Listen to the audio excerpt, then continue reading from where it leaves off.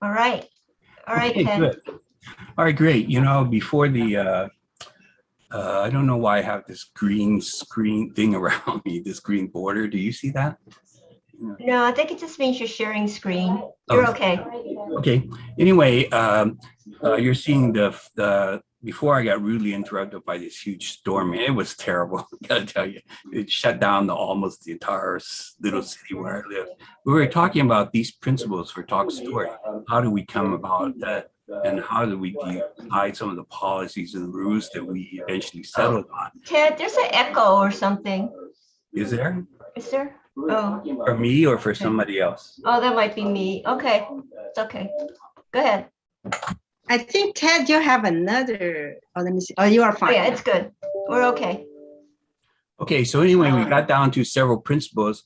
One of the key ones was the Hawaii oral history tradition, which we took the word talk story. So those guys of you who are old enough to have been part of the 1960s civil rights movement, Asian American literature movement, you understand there was a huge controversy at that time about how do we tell our stories. And one of the arguments was basically that we need to tell the stories in our own voices, in our own ways. And so that is one of the principles. We tell our stories, right? And the other second principle was this PBS story core, which many people know, but I urge you all to sort of listen to it when you can. And some of the principles there is again an informal process in which you exchange a story between different people, and usually it's a friend or a relative.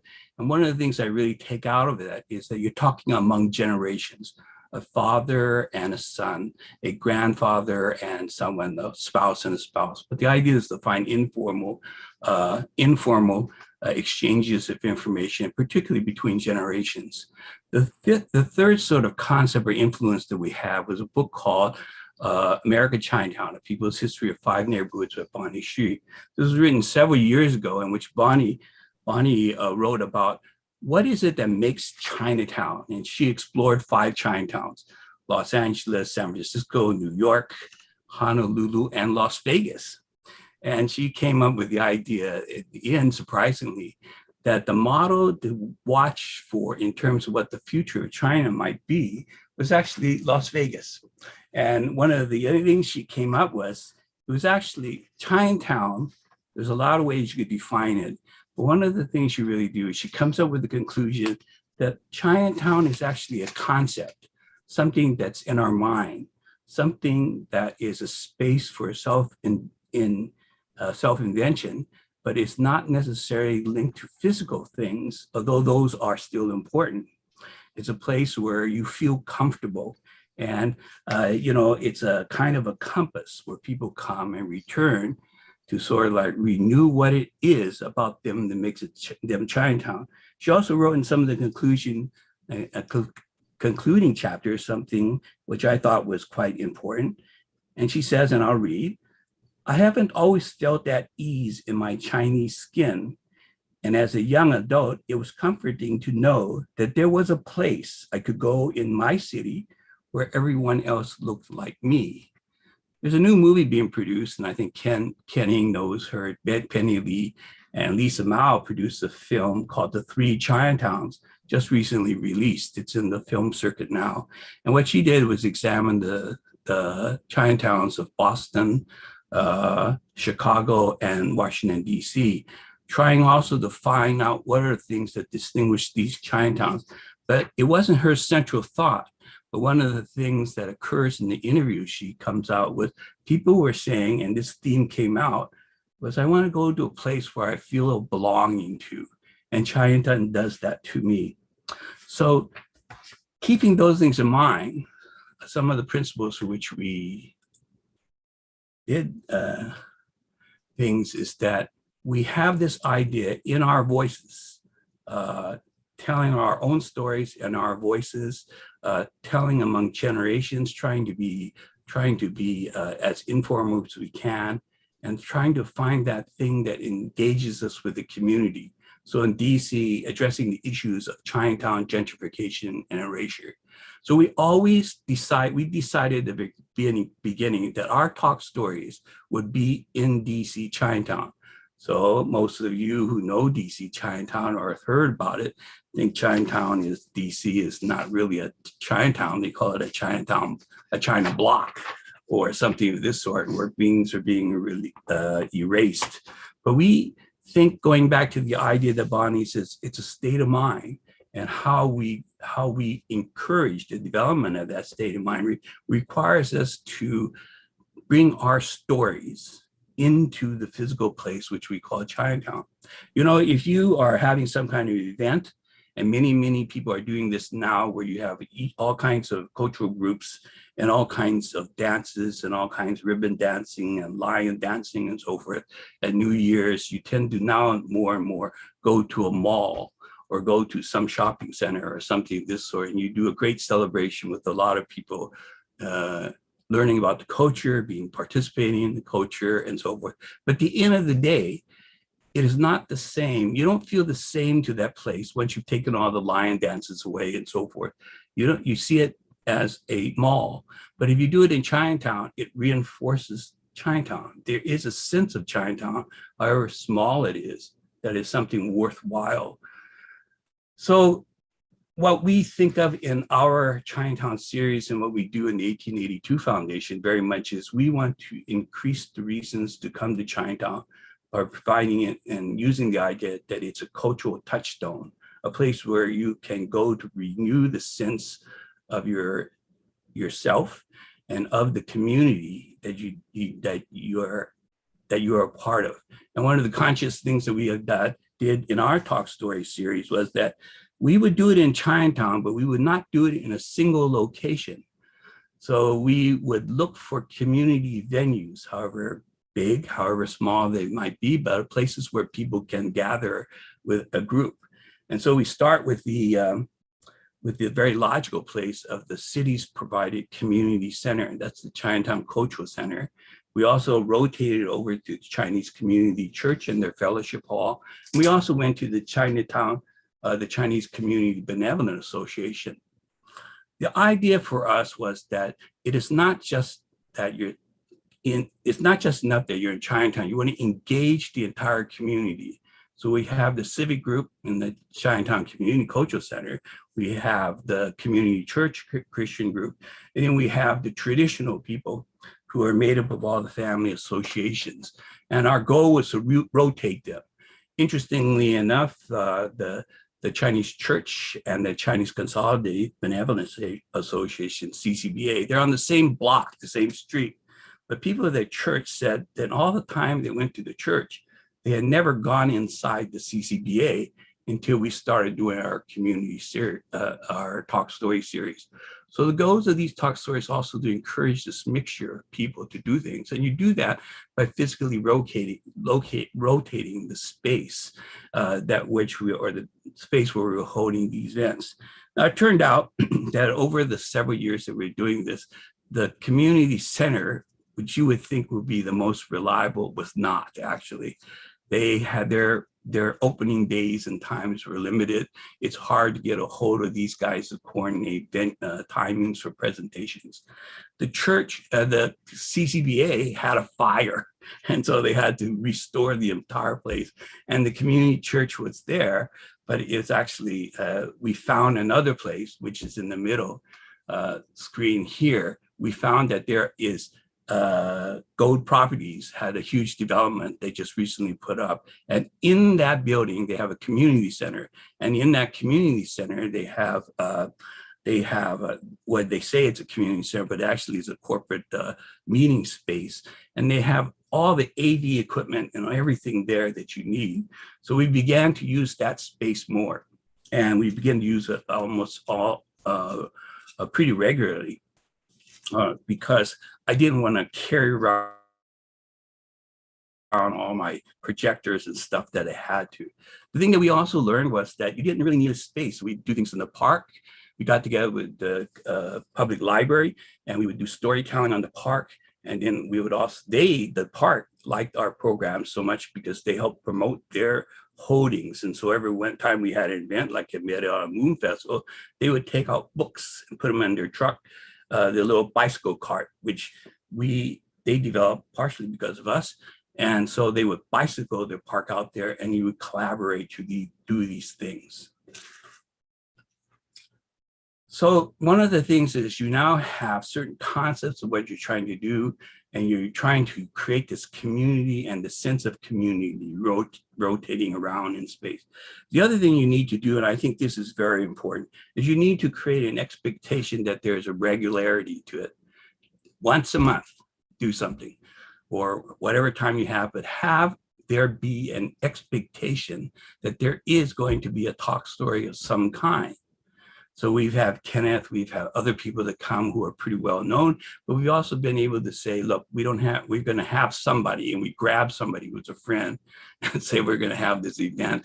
And that's important because the concept is that it is something about the community talking about itself. It's not necessary to have a special formal occasion where you formally introduce the person, where you formally say, these are their pedigrees, this is what this is, and so forth.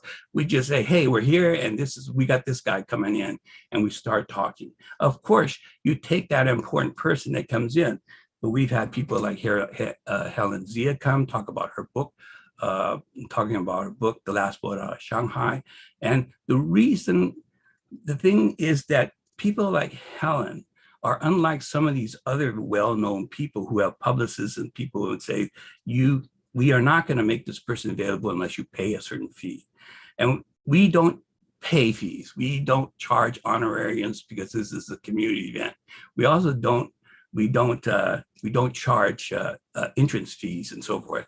So, but Helen says, Ted, I'm coming by Washington, and I have to do this presentation over at the Busboys and Poets. And so I have some free time, and I'm very, very happy to just volunteer time to come over here and talk to you. And she herself attracts 80 or 100 people just because it's Helen Zia. And I said to Helen, you're going to do this thing at Busboys and Poets. I don't want you to reduce your crowds. And she said, don't worry about it. This is for the community. I'm going to do community stuff. And she does it. And the next day, her other event draws 100 people too.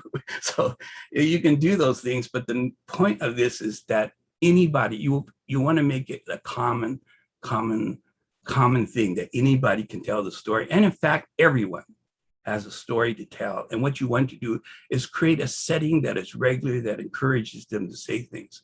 I used to say it is something akin to talking stories around a fire camp. Nowadays, I say, it's like the open mic stand-up storytelling. You got 5 minutes, tell a story, get on, get off. If you don't like it, we're going to boo you off the stage, or we're going to encourage you to tell. When we started this, I was kind of skeptical that we would have anybody do anything. But I got to tell you, once you start, other people get involved, they get engaged, and they want to say something. There are times when you have a theme for your stand-up storytelling. So for example, we had a stand-up open mic for a veterans theme, and it was called Incoming Stories. It helps to have a sort of moderator that kind of encourages and drags people out of the audience. That was Evan Amoy, we did that. Other people are a little bit reticent, but if you encourage them and they talk together, like the one where we have Rita and Helen and Dan talk about their trip to China, and it's called Juk Sings in China. That was their title. But we had that talk, and we also bundled that up with some other talks on genealogy records and on China roots. So the themes becomes, we gather together to tell our stories because the life of our community lies in the power of the stories that we remembered. And that's the contribution of Bonnie Shu and the things of this sort. But we added the idea that they are shared. So the stories are remembered and shared. And in that sharing process, your community is strengthened. So in the decade that we've been doing this, since 2011 to 21, we've had a story once a month, sometimes twice, sometimes 3 times a month. And we've had stories that ranges from, the very first one was actually songs from my father in Pacific Northwest Heritage Tour. That was because I ran into a guy named Dale Hong, who was talking about heritage tours in Seattle area, and so we'll talk about that later. Then one of the very first stories that we had when we started using the term talk story was the history of Chinese in America, the school books left out. That was John Jung. And the recent ones, 10 years later, we have things where we are doing Jew-Asian, which we actually work with the Jewish Hebrew Union College to talk about Jews and Asian intermarriages, talk about Chinese and Chinese Indians and Americans, the three Wallas, also one which had to encourage people to work together and figure out. Took a little while. Now we have one coming up, Kung Fu in DC, and we're going to have a series of 3 about Kung Fu's and development in DC and its impact on the local population. The idea is that physical venues are important because that gathering is important. Afterwards, the socialization after the talk are just almost as important as the talk itself. Now, one of the things we learned from Zoom and the current pandemic is that live streaming and Zoom has expanded our ability to do presentations tremendously. Our audience have reached really great numbers now. Sometimes we used to have maybe 30, 50 people in the live presentation. In our presentations in Zoom, the people that are actively logged in averaged about 50 or 60.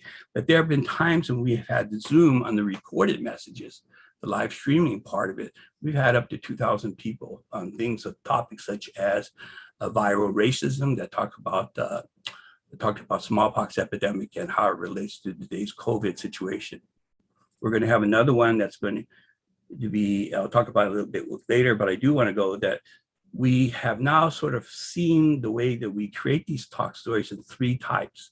The monthly talk story, which is a very simple one that we started, was that its intention was to affirm the community, discover, tell our own stories. It doesn't really matter to us how historically, academically correct they were, so much as us telling our own stories.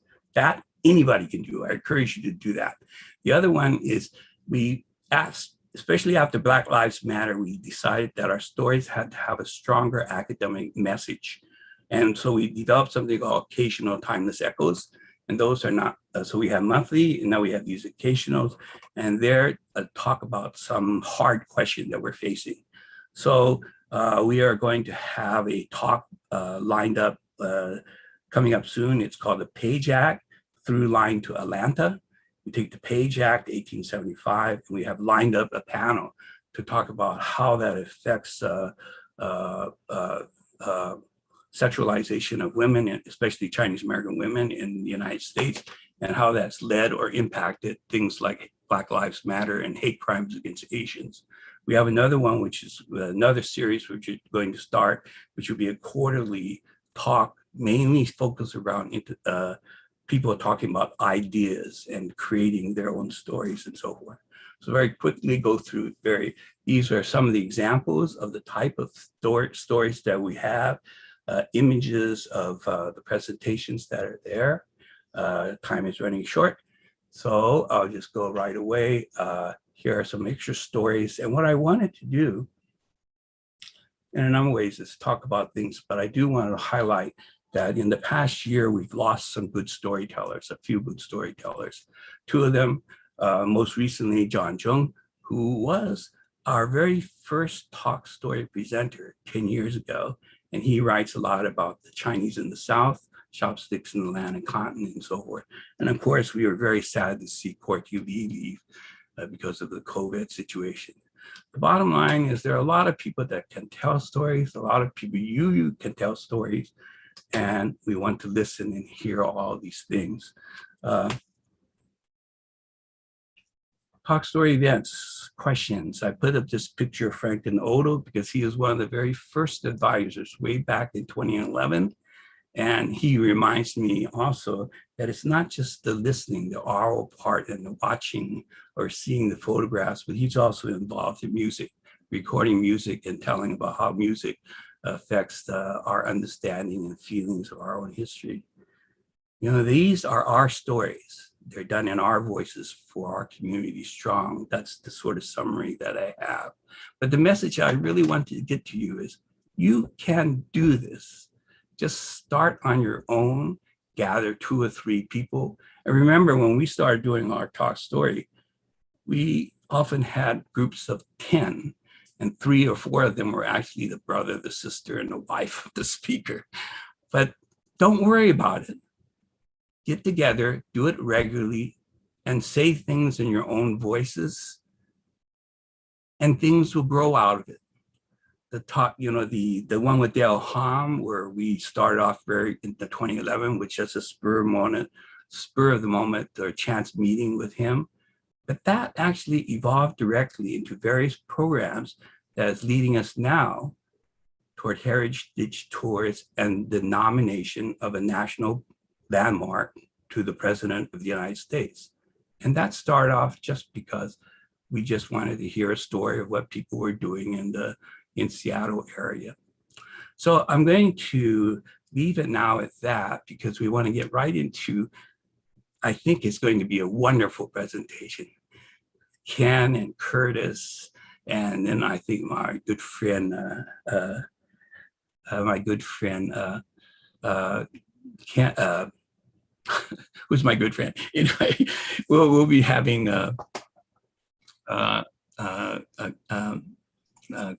this presentation coming up. I just kind of stuck because but Matthew's presentation, and then also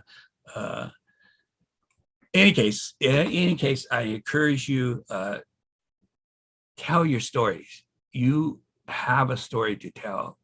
And the thing about it is, I did want to make one final thing. Record them on live streaming. That'll go into a YouTube that will last for a while. And then that's part of the archiving issue that we talked about yesterday. So Melanie, I want to turn back to you to probably introduce Ken, or maybe Ken can start off our way. Yeah, thank you, Ted. Thank you for that. And I think it's so important to archive and preserve our stories for everyone to hear. Next, as Ted mentioned, we have a great program for you that we're very excited to share. As many of you know Corky Lee, who passed unfortunately from COVID earlier this year. And Corky was a photojournalist and an activist. And, his photography is really a documentation and extension of his activism. And it helped, AAPI members see themselves, I think, in a different light. So I'm going to be introducing Sojin Kim. She is the curator of the Smithsonian Center for Folk Life and Cultural Heritage. She will be moderating the session and introducing our panelists. Sojin? Hi everyone. Nice to see you guys. Thank you, Melanie. Great to be able to join the conference. So thanks. So I do work at the Smithsonian, but I feel like I'm here specifically through, and as an extension of my involvement with the 1882 Foundation, and Ted's the one who had actually asked if I could moderate this session, which I feel like he would do a fantastic job with, because this, of course, is a session that is about storytelling in multiple formats and media. But I'm really happy to be here. Obviously, I'm among the legions of people who've been inspired by and benefited from the work of Corky Lee over the years. So I'm really happy to be here. So we have this really unique opportunity in this session, and that's to get a sneak peek of a rough cut of a short documentary that features footage of Corky. And we have the filmmakers here today who are going to introduce and set up what you're going to preview. And then after watching this 15-minute piece, what we're going to do is we're going to have a discussion with them. We have some questions for them, and we will make sure to also open this up for Q&A so that all of you can also have the opportunity to ask questions. And maybe when we get to that point, we can figure out whether we are going to let people raise their hand and ask questions, or whether we're going to take them from the chat. So that might be something we can confirm maybe when we're watching the film. But I just wanted to tell you a little bit about the 3 people who are going to be a part of this discussion. We first have Curtis Chin, who's director, co-writer, and producer of the film. He describes himself as a Detroit-born, New York-bred, LA-based, and London-bound. And he's one of the co-founders of the Asian American Writers Workshop. He's written for ABC, Disney Channel, Nickelodeon. He's worked on projects that have received awards from the NEA and the New York Foundation for the Arts, and he screened his films such as Vincent Hu and tested at multiple venues, hundreds of venues across a dozen countries or so. And I'll put his website in the chat so you can go find out more information about what he does. He's also going to be joined by Kenneth Eng, who is the director of photography and editor, who is born and raised in Boston, got his degree in film from NYU School of Visual Arts and is now based in LA. And Ken is probably best known for his work on the documentary films My Life in China, Kokoyaku, High School Baseball, and Take Me to the River.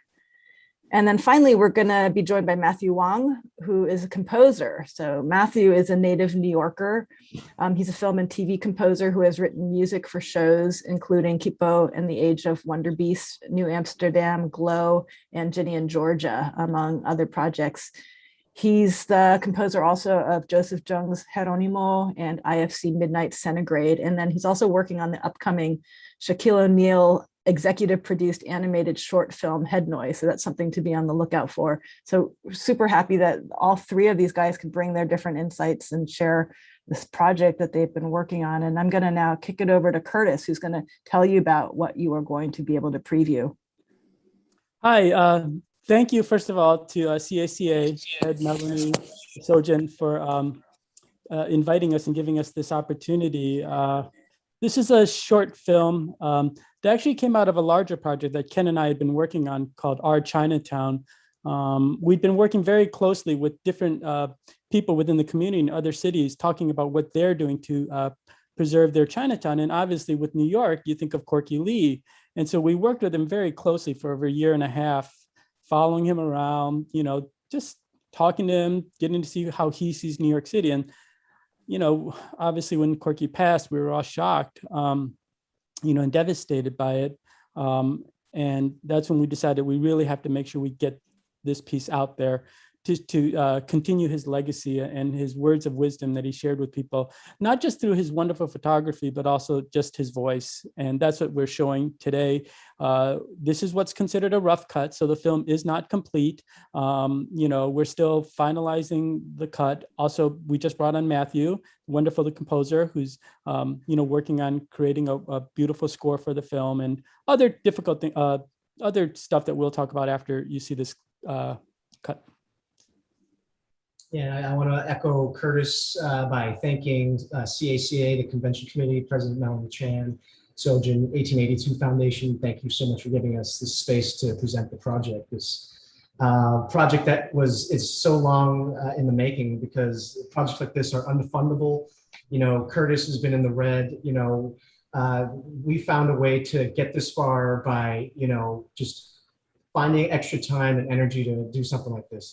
This project like this are unfundable, but I think it comes at an auspicious time right now when we really need to tell our stories. And today's theme is perfect. It's how to fight anti-Asian hate, and I think part of that is to tell our stories and to normalize our American experience, who we are. So, and I think, just by Corky even coming into our life, it's sort of calibrated who we are as artists, also documentarians, sort of informed, how we want to move forward and what kind of content we want to make as filmmakers. So yeah, please keep in mind that today's music is a rough cut also that was made by Matthew, and I'm basically hearing everything for the first time also. So we're all going to be, sort of a workshop. So I'm going to hand it over to Matthew now. Thank you all for coming today.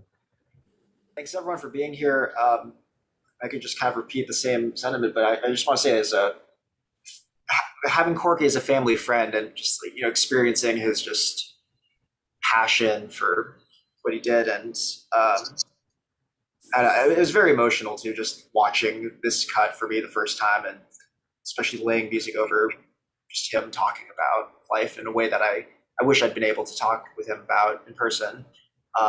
So I'm excited for everyone here to see this beautiful, beautiful film, and excited to hear your all. Thanks for being here.